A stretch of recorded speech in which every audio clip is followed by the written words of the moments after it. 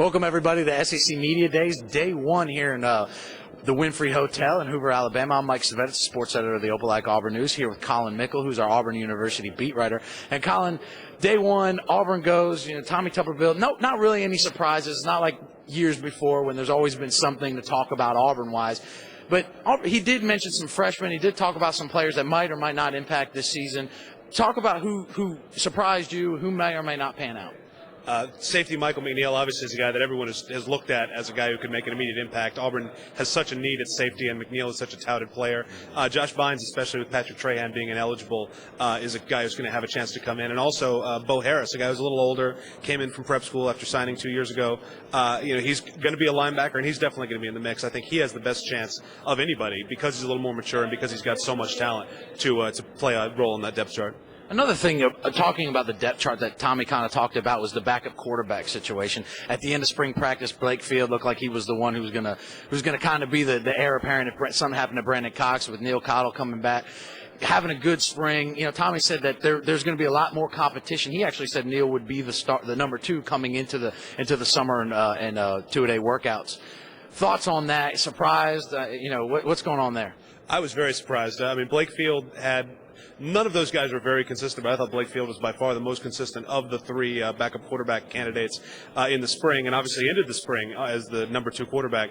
Tommy said today that Neil's the number 2 guy, but that could change as soon as the first day of preseason practice, and I expect it to change back and forth, I think, depending on who has a good day at any given time. They're all very close. Neil, Cottle, and Blake Field, and Steven Insminger, and freshman Cody Burns, too, could all be in the mix in that position. And speaking of Cody Burns, obviously the highly touted freshman quarterback who's coming in and can run, throw, do a lot of different things. A lot of people are thinking of him as the Tim Tebow position. Maybe he can come in, take some snaps, direct snaps, and do some different things.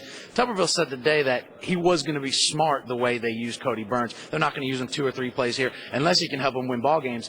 I think Cody Burns will probably sit on the bench, and that's kind of what Tuberville said. Your thoughts on Cody Burns and how they might use him this year? Honestly, Tommy can talk as much as he wants about Cody Burns playing as a freshman, and anything's possible, but I think the key is what you heard him say, that they're not going to change the offense for Cody Burns. They might have a play in there for him, but he's going to have to learn the offense like any other quarterback, and that is way too tall a task for any true freshman.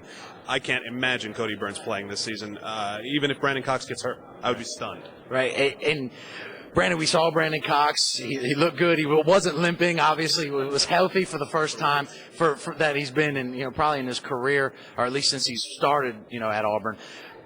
How much of the offense depends on what Brandon Cox does and how healthy he can be and what he can do as far as running the offense? Last year they said they had to take 70% of the offense, only run 70% because of what was wrong with Cox. How important is he to this offense this year? A healthy Brandon Cox is hugely important, and those 5 guys up front, the offensive linemen, 4 new starters, that's critically important. Brandon really struggled after he got dinged up last year. They really had hurt what they were able to do on offense, as you said, and if they can't protect Brandon, if they can't keep him from getting dinged up and nicked up and bruised as he was last year, then this offense has huge problems. They really are going to dig themselves a hole. Brandon being healthy is the number 1 key for Auburn this year. Let's switch gears to defense. You talked to Quentin Groves today. First of all, how was he looking? That was a big thing. What kind of suit was he going to wear?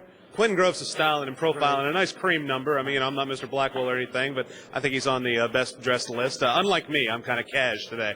But, Quentin was Quentin was great. He enjoys the spotlight and the media, and he had a bunch of zingers ready for us, and hopefully folks will read about some of them in the Opelika-Auburn News tomorrow.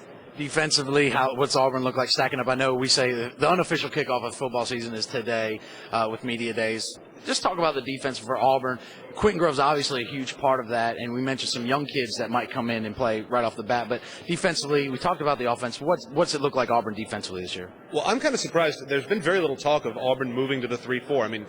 Coaches swear that they're going to be, a primarily 3-4 team with Sinderick Marks and Pat Sims at the 2 end positions and Josh Thompson at nose with Quentin playing linebacker. That's obviously a huge change for an Auburn defense. That's a new look. That's something they only did in spots in the last 2 years. That's a dramatic change. They have so much talent, so much speed, so much ability on this defense. They just have to put it all together. They got a lot of new guys to kind of mesh in there, but certainly the pieces are there.